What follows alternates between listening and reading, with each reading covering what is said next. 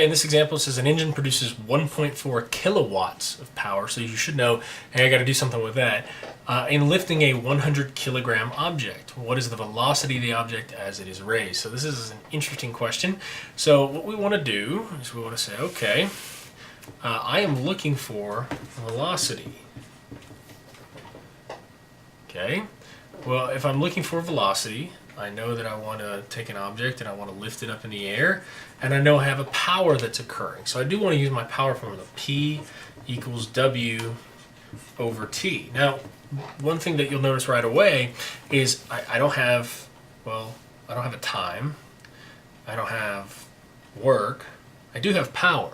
And you say, well, why is this formula relevant? I'm trying to find velocity. Well, let's look at what we know about velocity. Velocity is equal to distance over time. I don't have that either.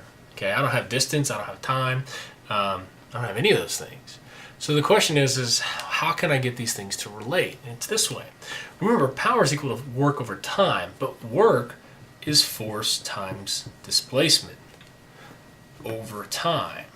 Now, if you look, d over t. So what we're really saying is power is equal to force times velocity.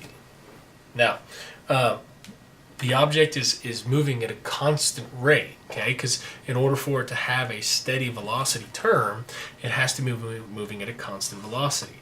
That means that the weight downwards has to equal the force upwards, okay? That's our free body diagram stuff. So if we know this is occurring, we can say, okay, well, this F really represents the weight. Or in our case, mass times gravity times velocity is equal to power. And if you look, lo and behold, we have power, we have mass, okay? So we can go ahead and we can solve for velocity. So our power that is given to us is 1.4 kilowatts.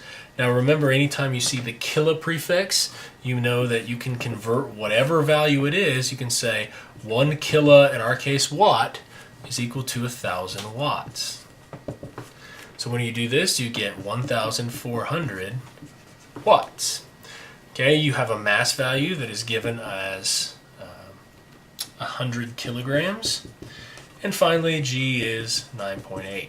So we can say, all right, mass times gravity times velocity is equal to our power.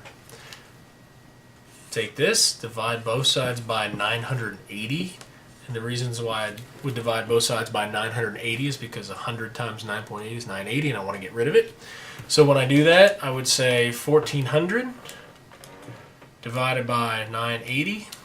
And that gives me a velocity of 1.43 meters per second.